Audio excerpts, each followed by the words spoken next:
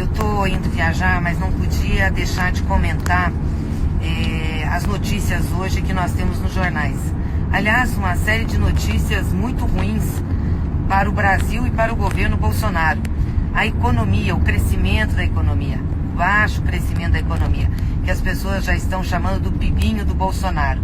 Pois é, o PIB do Bolsonaro conseguiu ser menor do que o PIB do Michel Temer. Nos 2 anos passados, 17 e 18, o PIB subiu 1,3%. Agora com Bolsonaro, 1,1%. É um dos menores aí da série histórica mais recente que nós temos. Isso porque eles estavam prometendo que iam fazer a economia bombar.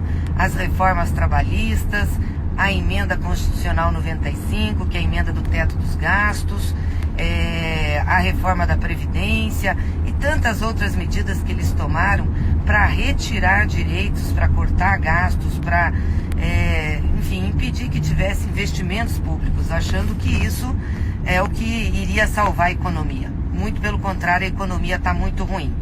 E aí eu vejo algumas pessoas pelas redes criticando o PT, porque diz que no ano de 2015 e no ano de 2016 o PIB foi negativo. É verdade que foi sim. Em 2015 nós tivemos uma grave crise internacional e todas as pautas bombas no Congresso Nacional levadas à frente por Eduardo Cunha e por uma oposição sistemática à presidenta Dilma, que já existia naquele momento. Muito forte, uma oposição para tentar desestabilizá-la. E vamos lembrar que Eduardo Cunha votou o impeachment da Dilma em dezembro de 2015, abriu o processo de impeachment. E em maio de 2016, a presidenta Dilma foi afastada. Assumiu Michel Temer. Portanto, 2016 não foi governado pelo PT. 2016 foi governado por Michel Temer e por todos os seus aliados, aqueles que votaram no impeachment da Dilma, que é o caso do Bolsonaro e o pessoal que estava com ele. Então o resultado de 2016 não pertence ao PT, pertence sim ao golpe e o fato de não terem deixado a Dilma reagir com várias medidas que precisavam ser tomadas em razão da crise internacional. Só para vocês terem uma ideia, a média dos PIBs dos governos do PT, vamos pegar de 2003 a 2015, é de 2,9% ao ano. Foi isso que o Brasil cresceu, um dos períodos em que a gente teve um dos maiores crescimentos em relação aí à história do Brasil, 2,9%. Para o governo do Temer junto com o Bolsonaro, computando-se 2016, dá 0,13%. Se não computar, dá 1,2%. Esse pessoal dizia que era só tirar a Dilma, que era tirar o PT, que tudo ia se resolver, que era votar a emenda do teto, que era fazer a reforma trabalhista, que era cortar os gastos, que isso ia acertar a vida do país. Assim também como a reforma da Previdência. Lá se vão quase 5 anos que o PT não governa mais e o que eles têm entregado ao país é só retrocesso. Os indicadores da economia são muito baixos, são muito ruins. Aliás, o dólar hoje está mais do que 4,6, que é histórico isso, 4,60. A bolsa, que é o referencial deles, também tem caído. E o PIB com esse resultado. Mas não é só isso, a vida do povo está muito ruim. As pessoas voltaram a ter dificuldades de sobrevivência. A fome voltou no Brasil.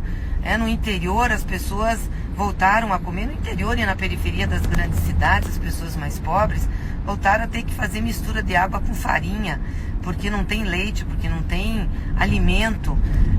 O Bolsa Família está represado.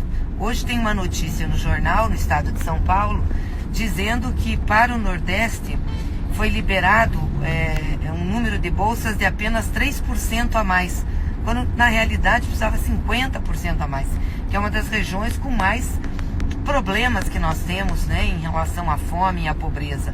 Então o governo não tem essa preocupação, está segurando as aposentadorias, está segurando os benefícios do INSS. Essas pessoas, na maioria das vezes, pedem benefício ou aposentadoria de até um salário mínimo. Então nós estamos falando de gente muito pobre.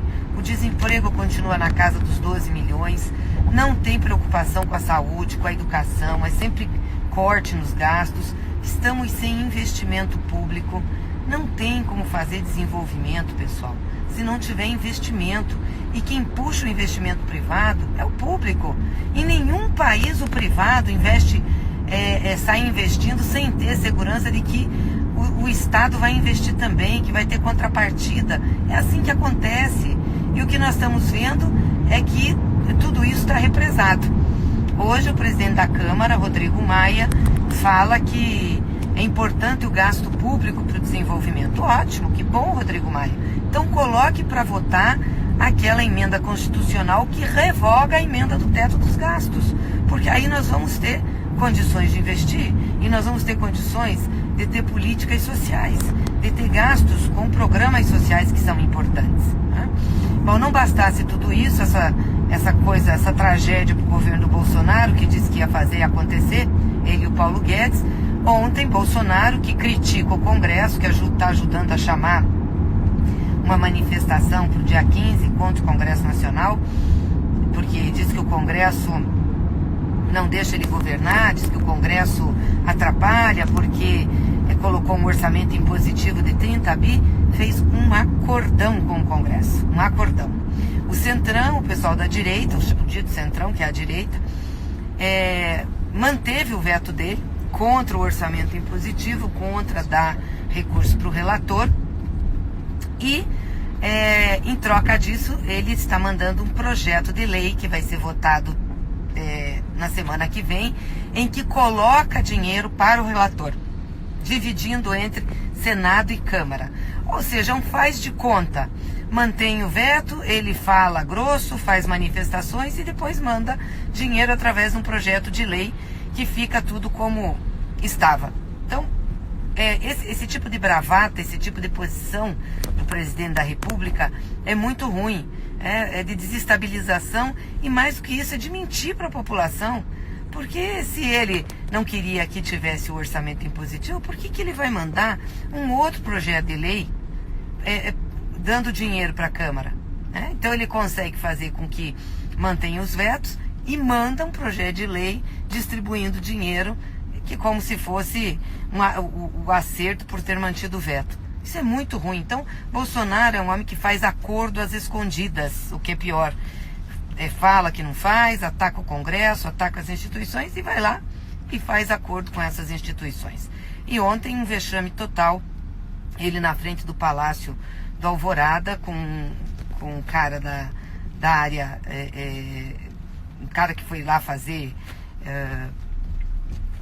se vestiu de presidente, enfim, cômico, e distribuir bananas para os jornalistas. É uma ofensa para os jornalistas, mas também é uma ofensa para o povo brasileiro. O povo que está passando fome, que não tem condições de comer banana.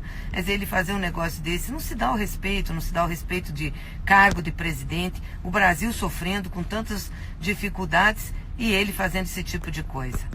Gente, nós temos que lutar, não dá para esmorecer não. Nós vamos ter agora, nesse final de semana, as comemorações do 8 de março. Todas as mulheres, as ruas, as manifestações. Vamos apoiar em todos os lugares para que sejam manifestações fortes, que peguem o respeito, o direito das mulheres, mas também o resgate da democracia e dos direitos no país. Vamos ter dia 14 atividades em memória da Marielle. Nós queremos saber quem matou Marielle, porque essa família que está no Planalto ainda está envolvida com milícias. E no dia 18 de março, uma grande manifestação no Brasil, com as centrais sindicais, com as entidades, com os movimentos populares, tá bem? É isso, gente. Só para deixar registrado para vocês esse resultado do Produto Interno Bruto brasileiro, que é um vexame. E quero lembrar, essa gente era que dizia que bastava tirar a Dilma, tirar o PT, aprovar as reformas, tudo ia melhorar. Ou seja, eles fizeram tudo isso, aprovaram as reformas, tiraram o direito do povo e nada está melhorando. As coisas estão piorando. Portanto, essa receita neoliberal que o Bolsonaro está implantando no país não vai dar certo. Se 2019 já está assim, que não tinha coronavírus, imagine em 2020. não tem condição de dar certo, não tem condição da economia prosperar. E quem vai sofrer com isso, infelizmente, é o povo brasileiro. Por isso nós temos que lutar, gente, resistir, avançar, nós temos que derrotar esse governo. Um abraço para vocês, um bom final de semana e boas manifestações no 8 de março.